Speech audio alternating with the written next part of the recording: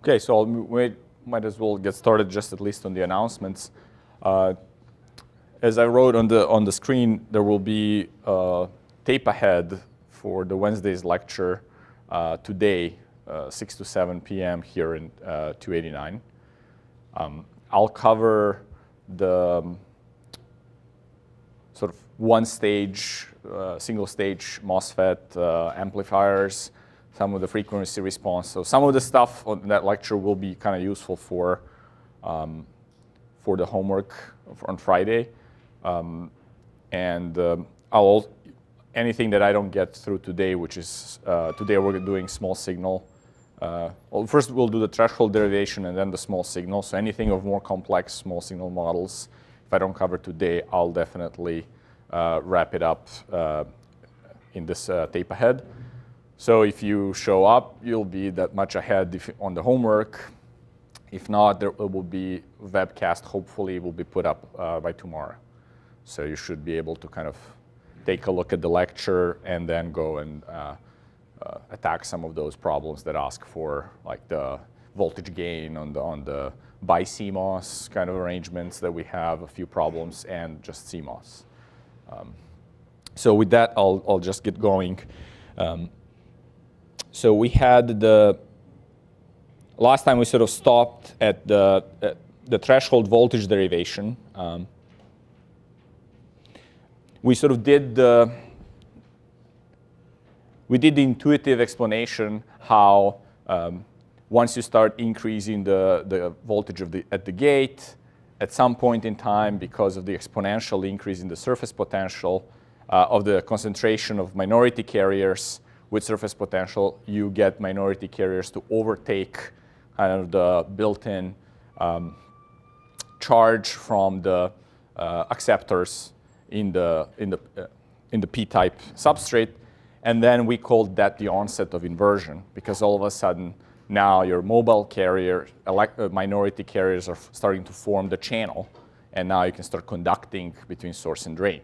And that was kind of intuitive, but right now we're going to go in and kind of derive based on which parameters this really depends, and then also how certain voltages around the FET will affect it, for example, like source to body voltage.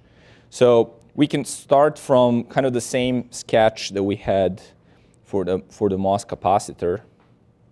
We're just going to do it like this. So this is p-type Si. This is our gate. This is the oxide.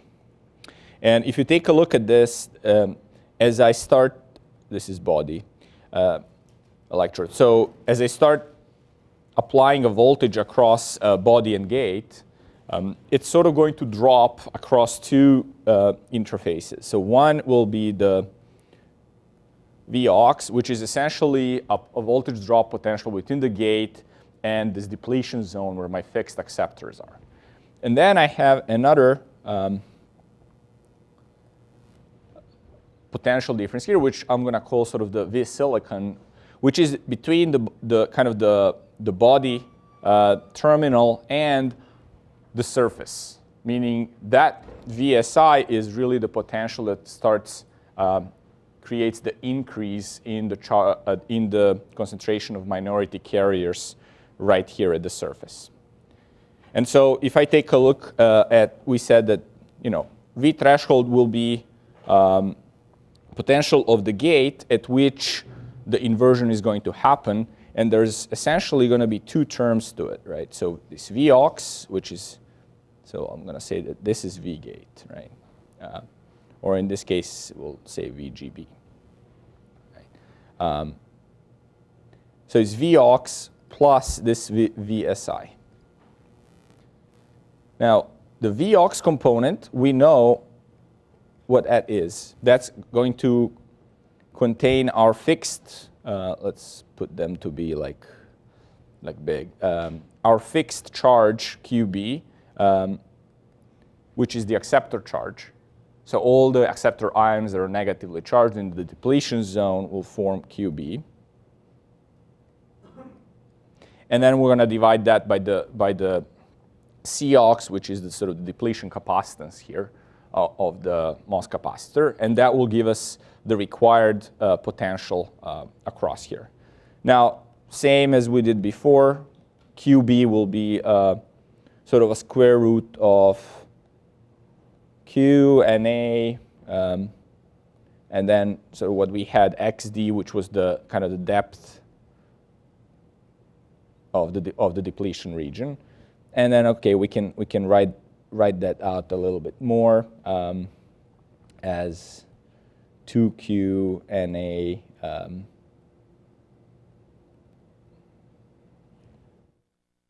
epsilon SI and then VSI.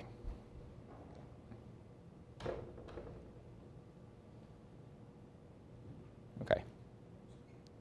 And so now if we look at, so that's our first component. Our second component will be, once we hit inversion,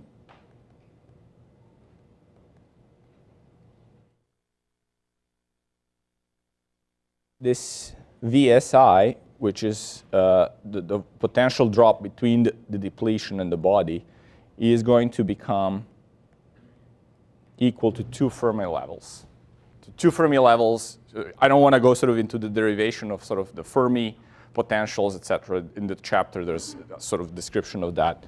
But just so, and drawing kind of the band diagrams, but two Fermi levels is enough to kind of get the minority carrier concentration to be substantial enough that it starts forming the channel.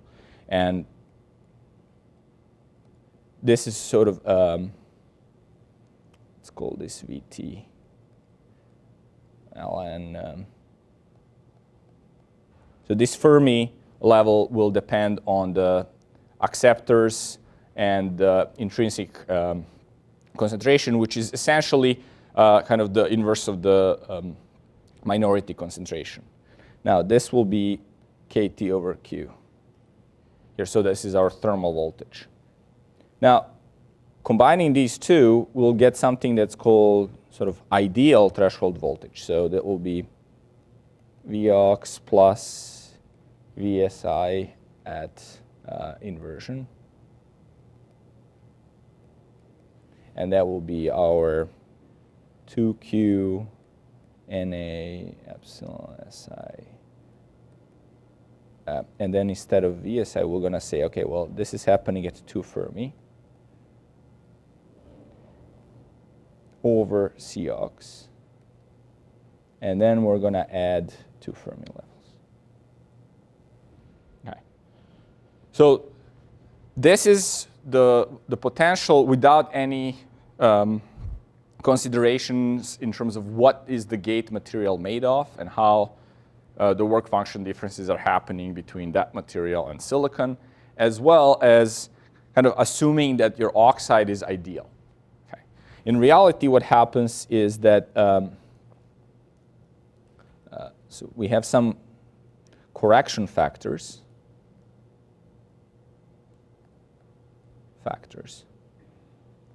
And the first one is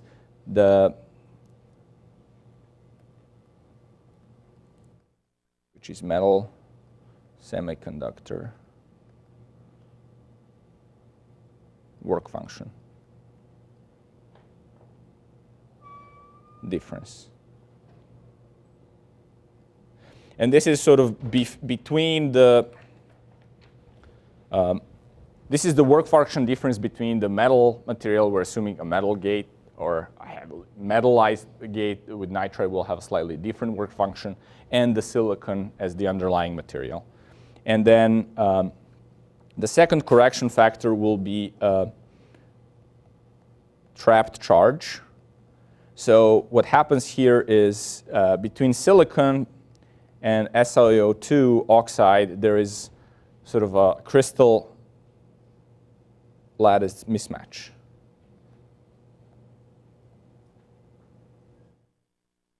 So which results in dislocations.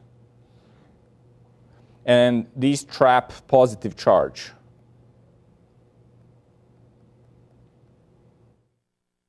So QSS will be our positive charge that is accumulated there and kind of working against this potential barrier. So you have to drop the extra potential across QSS on that capacitor to be able to establish an overall potential where you want it. And so with these correction terms, now our VTH corrected will equal to what we had previously, which is 2Q NA epsilon SI 2 phi F over Cox plus 2 phi F plus the work function and minus QSS Cox. Okay.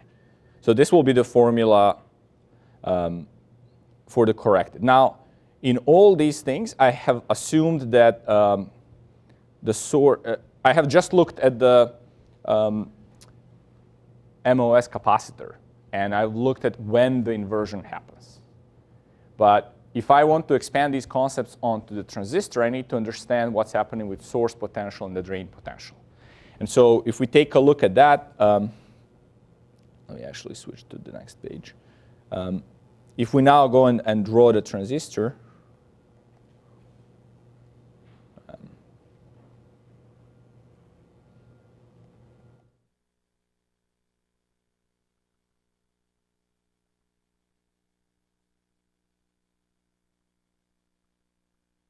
gate and body, then I'll need to consider the effect of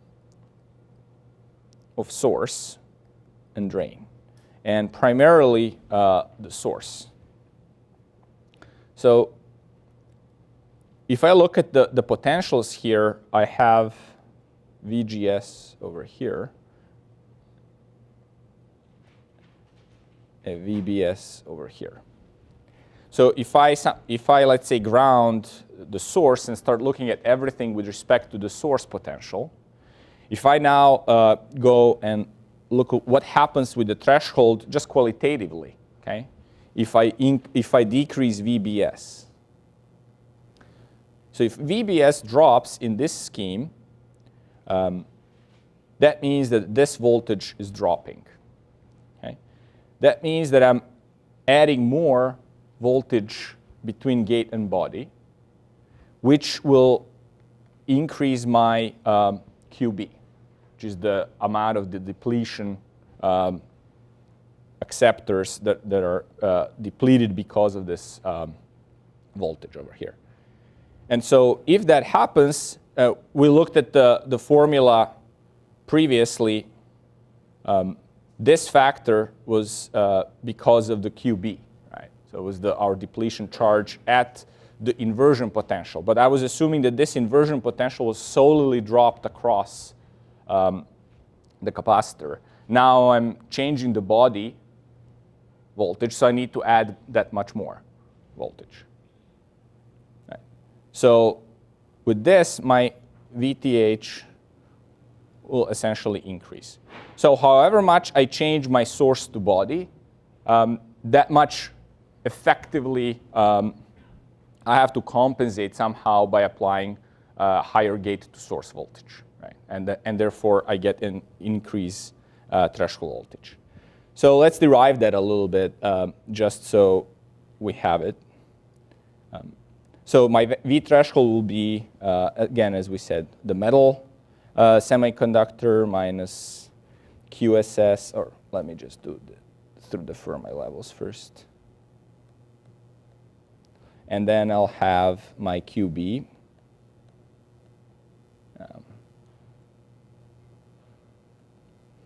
And then minus QSS over.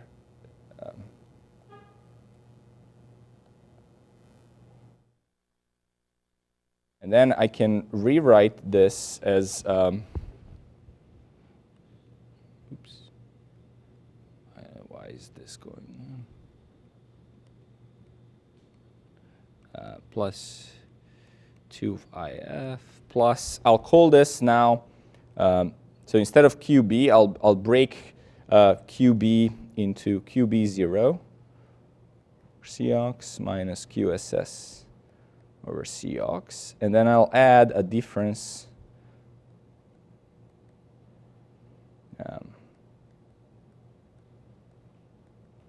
and this is just to allow me to say that hey, this is VTH0. So that's the nominal threshold voltage, assuming my body terminal was connected to ground, right? Same when we did the stuff over here for the capacitor. We were referencing always with respect to the body. So VGB was our V gate. But that was assuming that this is kind of grounded. When we deal with the MOSFET, you'll see in different circuit configurations, we may or may not tie body to the source, in which case we need to take into account this extra factor over here. So this would be our threshold as if the body is tied to the source. But this is an extra bias term. And so let's write that out. So that will be our VTH0 plus, and we're going to use term gamma here, so with 2 phi f plus VSB minus a square root of 2 phi f. And gamma we'll just define as 2q epsilon SI NA over Cox. So that we're just taking out that ugly square root term out of the main equation. And this is approximately about 0.5 square root of volt in older processes that we're kind of working with. Okay.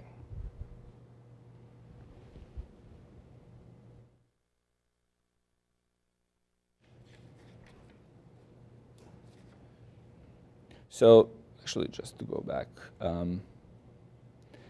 So what this here tells you is that if you apply a voltage,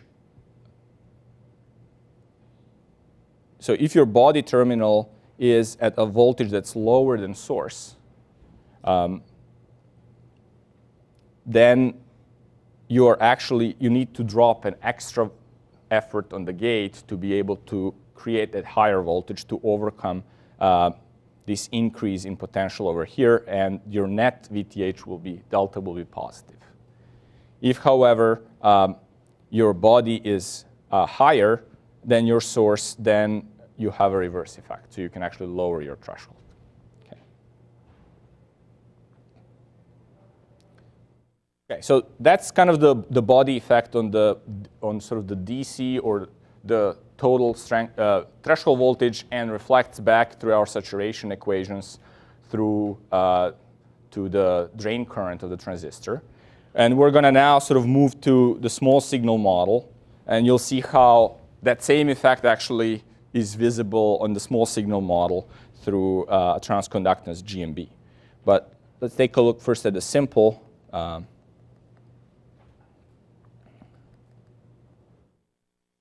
signal.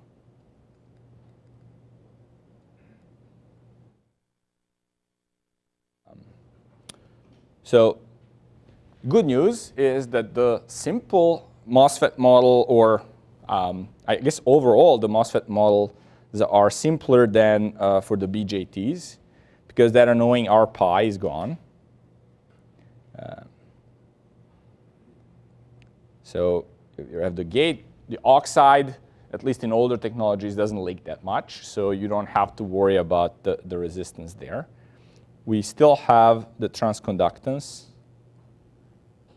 GM, VGS, and then we still have the output conductance, resistance R naught. And this is going to be the source. So we'll say Rn is,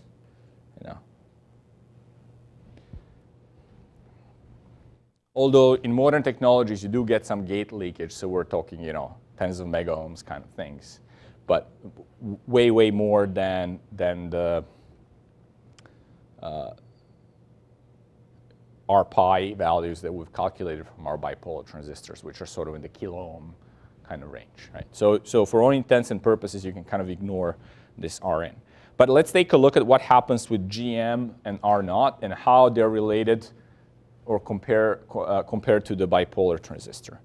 So same as we did in the bipolar, like the two-port Y parameters model, we're going to do the same thing here. So GM will be delta ID over delta VGS for constant VDS, right? And that equals, if we look at the current equation, oops, okay, we didn't want that.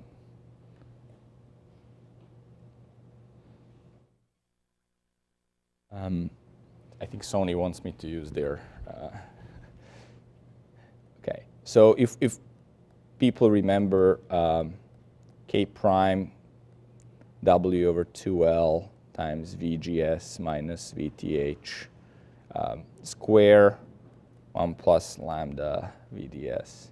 That was our formula for saturation current, right? And so we're just doing a derivative of this, and I'm sort of neglecting this term over here because it really doesn't matter that much for at least GM. So when you do a derivative of this with respect to VGS, what you're getting is essentially just VGS minus VTH. And now I can kind of manipulate this many different ways. I can say, well, this is indeed just ID over, or 2ID over VGS minus VTH, because I've just divided this equation. I can also say that this is a square root of 2K prime W over L ID. And you'll be using these in sort of various instances through different problems, these equivalent representations of the thing. But the one that's kind of nice is this one over here. Lets us compare this GM of the MOSFET, which is then, or GM MOSFET over ID, let's say, would be 2 over VGS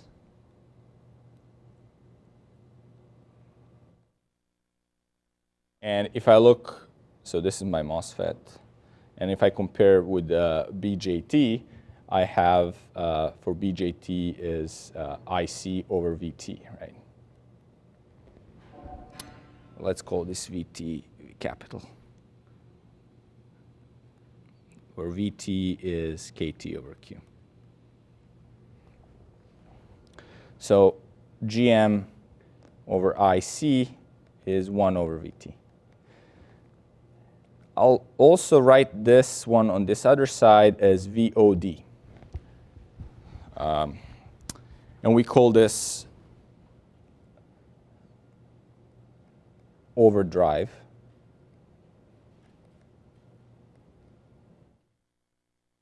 Okay. So typically when you're doing circuits, you're just looking at this, what we call overdrive quantity, which is how much above threshold I'm driving that transistor. That kind of tells me how strongly that transistor is on. And in MOSFET circuits, we do, when we want kind of fast operation, so we want a large currents around, this overdrive voltage will be pretty significant, at least several hundred millivolts and up, okay? And that compared to VT, which is only 26 millivolts, already gives you at least an order of magnitude difference between the two GMs, right? So that means that my GM of the MOS divided by kind of the current for a given, or I don't know, why is it, per unit current, and current also means power, right? For a fixed supply, I'm putting in a certain amount of power by drawing a certain amount of current. So for basically this says for given power in a circuit, my GM in the MOSFET will be much smaller than the GM in the BJT. Okay? And that's kind of one of the unfortunate things that in the MOSFET technology, yes, we can benefit from scaling and smaller transistors and better density, better functionality, but this is where we kind of lag with respect to the bipolars. Okay.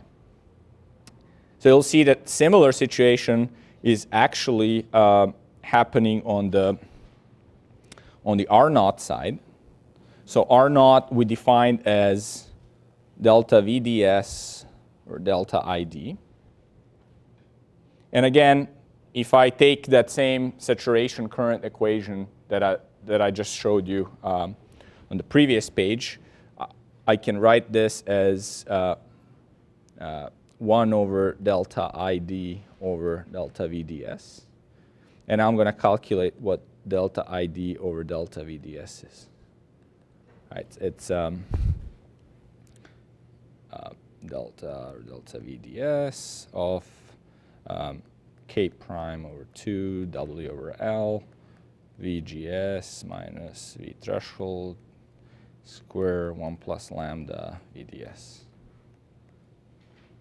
Right. And so this is easy. This is just lambda times my ID sat, which is this portion. And then I can say, okay, well, that is just lambda ID over 1 plus lambda VDS. Right. Approximately, I can say this is lambda ID. Okay. And now it's nice because I can say that R0 equals 1 over lambda ID. Okay. Now, again, the comparison with bipolars is that this was, in bipolars, this was VA over IC. And here 1 over lambda, we also called VA, but will be over, sorry, let's just use the proper thing. This is D, ID. Now, again, if you recall when we did the derivations for both VAs, they do come from similar kind of width modulation or channel length or base length modulation effects, but things stack up in such a way that this VA is actually about an order of magnitude lower than the other one. So again, so let's say this is BJT, this is MOSFET. So R0 MOS is also much smaller than R0 BJT, which again is another difficulty we need to face, right? Why is this, does anybody know, why is this a problem? If you think about, yeah. Yeah, so the answer is that the DC gain is typically around or revolving around some GM R0, like the intrinsic gain of the device, or single stage amplifier. So that's right. Now we have both quantities are lower than the bipolar, so if both are lower by about an order of magnitude, you're kind of 2 orders of magnitude off, right? So that's kind of a bummer. But you have a lot of devices, so you can try to compensate for that by doing some interesting things. Okay. So let's take a look now at kind of a more complex model of the.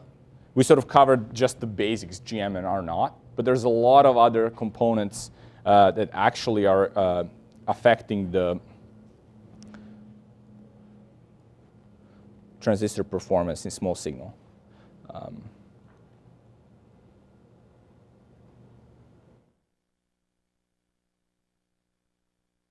Okay.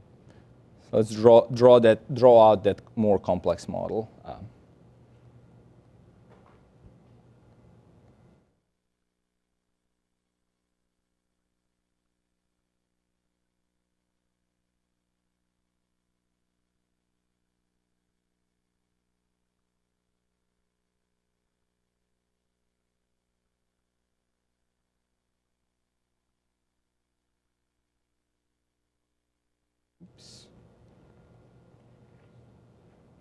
Now we're adding this differentiator between source and body. So this is only for transistors that are actually, whose source is not connected to the body. And then that will cause, as we said, the effect of increasing the threshold, but the way it manifests itself on the small signal is that we have this extra transconductance that works to decrease. So with increase in source body potential, it actually works to decrease the drain current. Oops. Let me add the R naught here, and then this will be our I drain.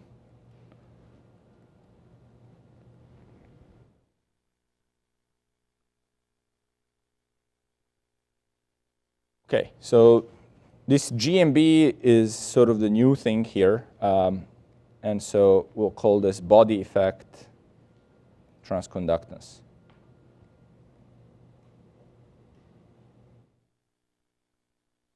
And it sort of works to reduce the ID. Now we can, again, by doing sort of the difference analysis, we can figure out what the exact expression for this is. And again, GMB is going to be delta ID over delta VSB. All right, so we look, if VSB goes up, then V threshold goes up, and then we know that ID will go down. That was even from sort of the DC analysis, right? So same thing translates to small signal perturbations. And if we look at the ID, which was our K prime over 2, W over L, VGS minus.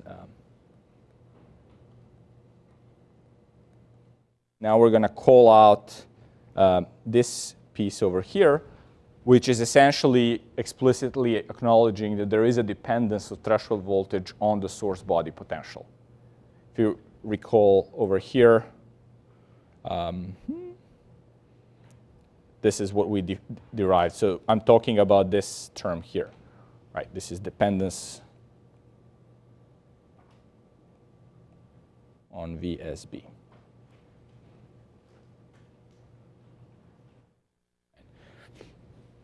So we plug that in here.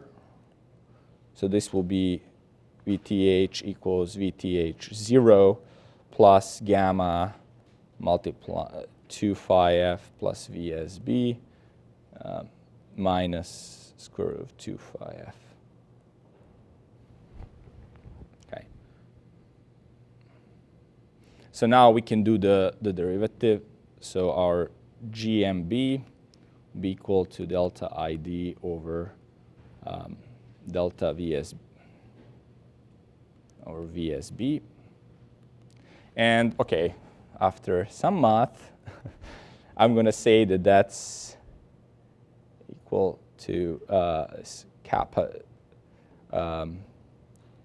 GM, and that will be equal to gamma over 2 times, and this 2 phi f plus VSB.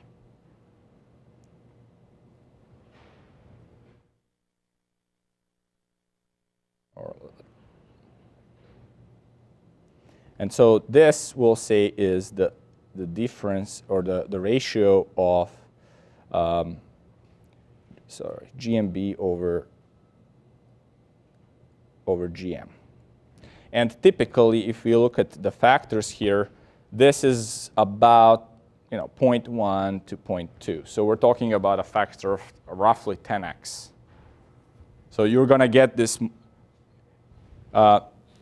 body is being kind of like another gate terminal, essentially, but with 10x less leverage, right? So whatever moves on that terminal by is 10x less affecting the output current than at the gate voltage.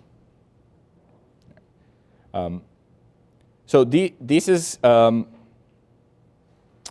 terms of this additional transconductance GMB. Note that here, for the first time, I've drawn like a capacitor, right? All up until now, this was just resistances and transconductances. Now we have this gate capacitance that we need to calculate, right? So the index in I is for intrinsic. And intrinsic typically means something that's happening inside the transistor itself. If we really look at how a transistor is formed, for example, when I draw it like this, it's for convenience. So it does look like this is very long. Okay, this is our channel length.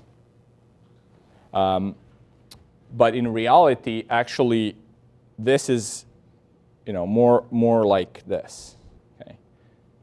Where this height is about, let's say, in modern technology is about 100 nanometers, and this width is more like, 30 to 40. And so what happens now is that, your drains are here, your source is here. Now there's a huge cap sitting between these guys, right?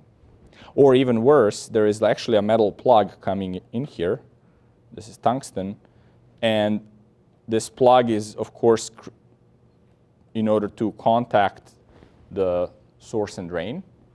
And then imagine, guess what? There's such a nice capacitance here between this plug and the gate. And these are what we call extrinsic capacitances. And these, essentially, in modern technologies, they dominate all the behavior, at least in terms of the electrostatics around. What happens kind of, what this cap is kind of a much smaller effect.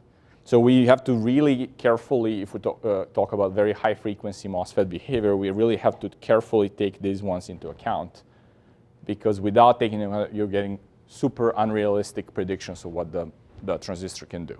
Right? But right now, for our derivations, we're just going to look at sort of intrinsic ones, meaning what's happening inside the transistors, assuming somebody can do a perfect job contacting that transistor. Okay? So we're going to take a look at capacitance between gate and source, intrinsic, and that one will be equal to a change in the total charge with respect to VGS. And our total charge, again, if we look at the channel in inversion, it's in linear region, it's the total charge is kind of uniformly spread throughout the channel, right? Because the source and drain potentials are kind of balanced. There's no pinch off on this side because of too high a drain potential. And so you can essentially say that, in linear region, so QT is WL,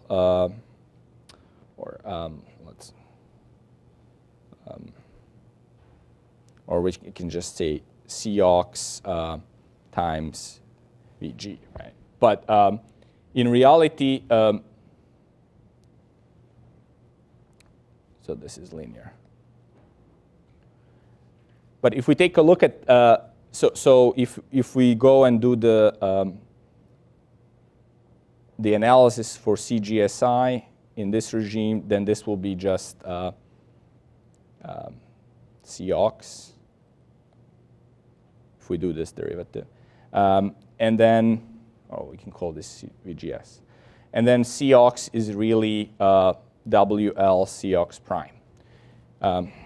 And actually, this will be 1/2 of this. Simply because this total capacitor here is split into two. It's like adding one that goes to the source with another half that goes to the drain. So I take this distributed cap and I split it into two pieces, right? So that's, and then CGD intrinsic will be then another half.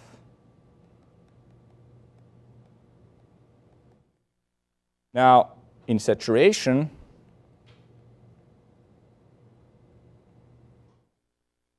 things get a little bit more complex. And the reason is that we have this pinch-off. So again, I can do delta VGS, and then I have to figure out what my QT is. So this is total charge in channel. Now, to calculate the total charge, remember this was also how we derived the drain current. We need to take a look at what's the mobile charge in the channel across sort of the y-axis. We said that there was, well, let me maybe draw it again.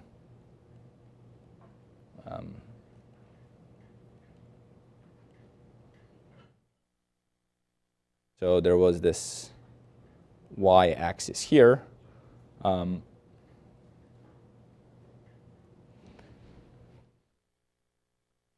And so anywhere around this, I'll have some channel profile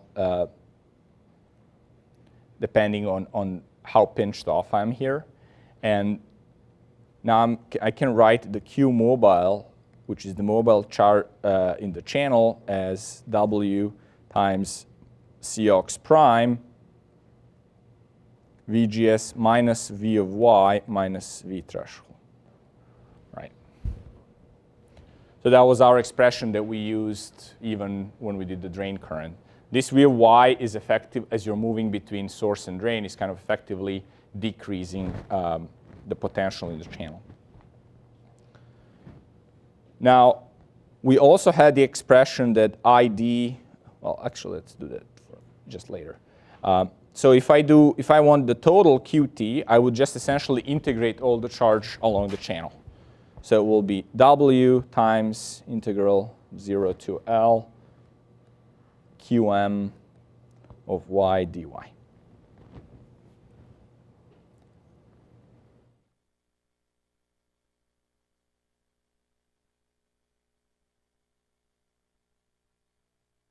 Actually, let me see. We don't actually need W. That's a mistake. Because we already incorporated this W kind of over here. Now, for me to be able to do this integral, I really want to switch it back, as we did for the current, to the potential, simply because I know as I'm going from here to here where the pinch-off is, I know that I'm sort of hitting the drain potential. With Y, I have to figure out V of Y dependence on drain, on Y, and that's kind of a little bit ugly. So luckily, I have this fact that ID is QM of Y times, which is my charge at any given point in time, times the drift velocity at any given point in time. And we used this trick kind of when we did the derivation for current. So this trick will allow us to figure out how to switch Y into dV in this equation. So we have QM of Y, and then VD of Y is, I'm going to just write it all out, actually. So we have W Cox prime, and then we have our VGS minus V of Y minus VTH. And then we have here,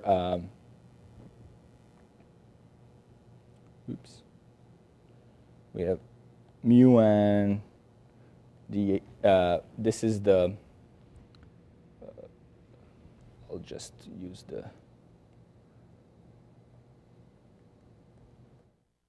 dy.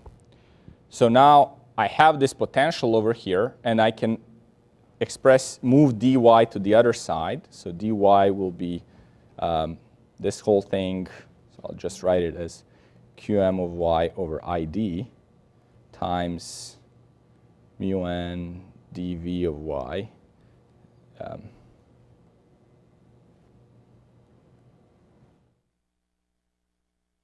Now I'm clear to take this dy and move it all the way up here.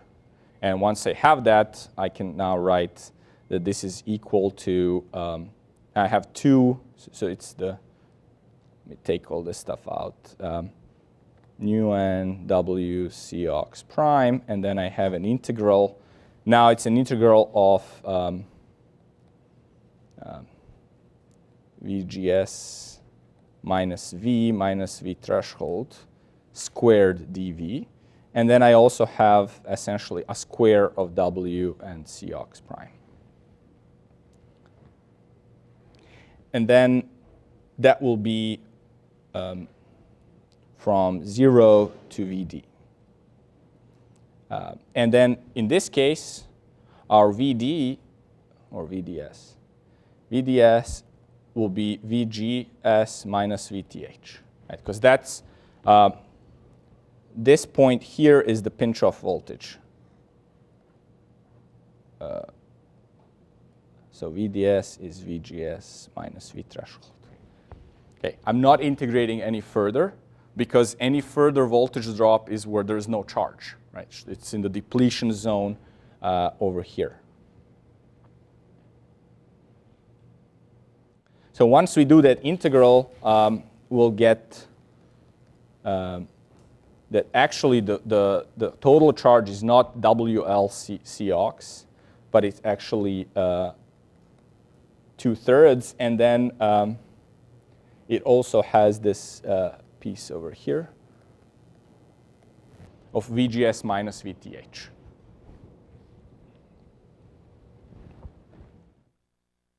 So then our CGSI is delta QT over delta VGS, and that will be then just 2/3 WLCox prime.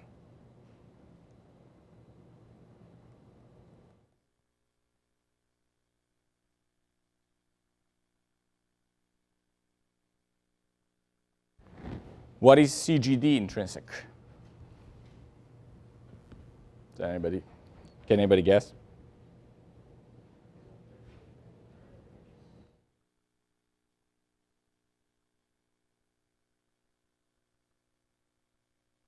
We did it by integrating charge across the channel, right?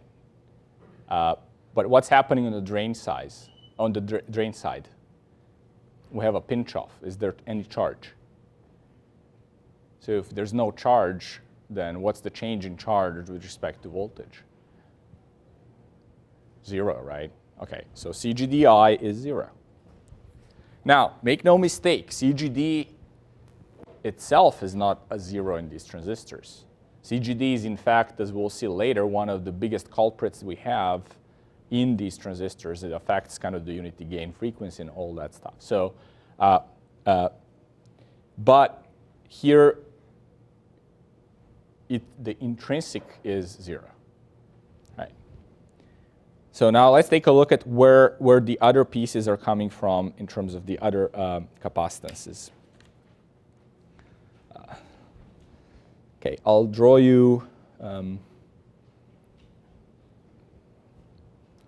maybe an even more complex model, and then we can stop.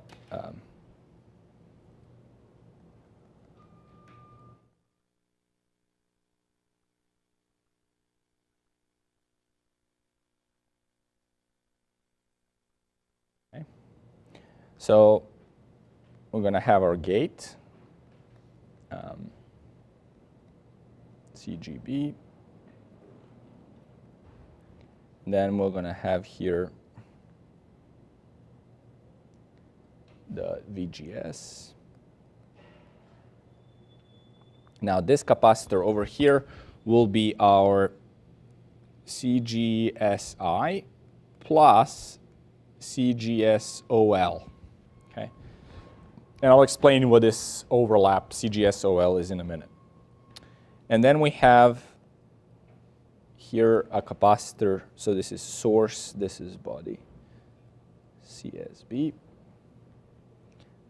Sorry, get the indices right.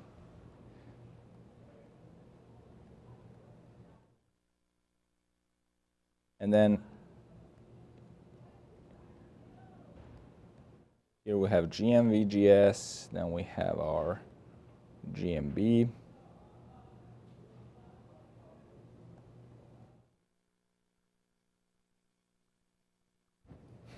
So we have our R0, and then we have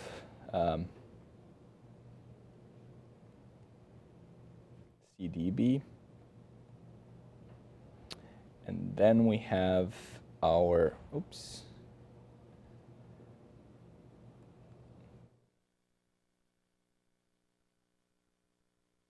CGDOL. And this is the drain terminal, body, and source.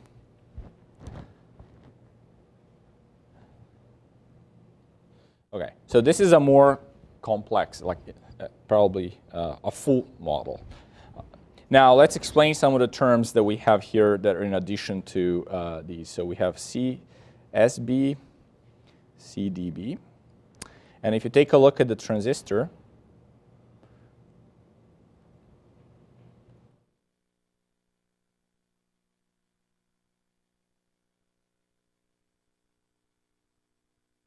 okay, there's a natural reverse bias between these N plus and P regions. So there's a built-in depletion region all around source and drain, right? So it's essentially going like this,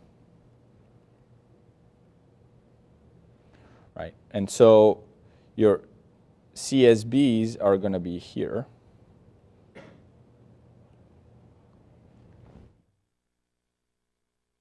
And then you also have what's called sidewall, so you have also these.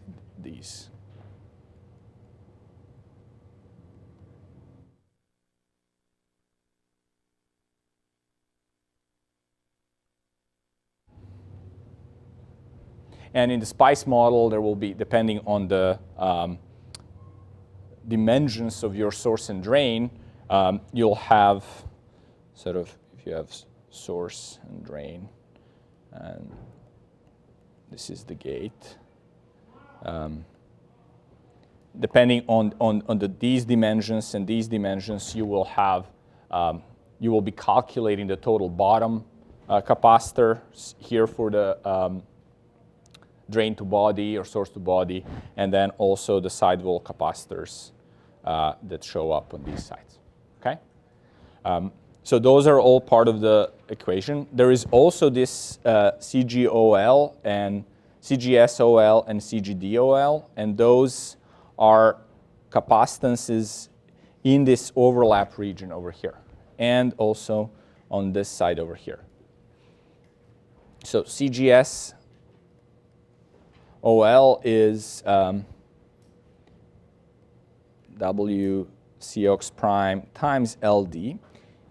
When you're doing the doping of the drain, it expands a little bit underneath the gate. And that part, that overlap here creates the, is called LD. So this is LD. Now on the drain side, you also have kind of a little bit more expansion because of the large depletion region, because the drain potential is high. So your CGD OL will be plus what we called XD, right? Okay. So I think we're going to close with that. I just want to point out that with PMOS, obviously everything is kind of reverse. So just going to give you a very simple model, and then you can work from there. Oops. Just like we had in bipolar, we're going to do everything kind of now in terms of the, VSG. And then the source will go down. And this is going to GM VSG. And then we're going to have our R0 here. Okay. Transistor model schematics will be, or schematic models will be this for the NMOS. Sometimes when the body is connected to source, you're going to do it like this. You're going to omit it. And then the other times where the body is not connected to source but somewhere else, you'll have it explicitly done like this. Okay? And then for PMOS, again, this is the symbol. In logic processes, we tend to omit these arrows, and then we just add a bubble on the other side. But we're not doing logic here, so we're analog designers in this class. Okay, so that's it for today. In the afternoon, we're going to do more of a frequency response and like single stage amplifiers, like later at 6 p.m. here. If you can show up, that would be great. If not, take a look on webcast.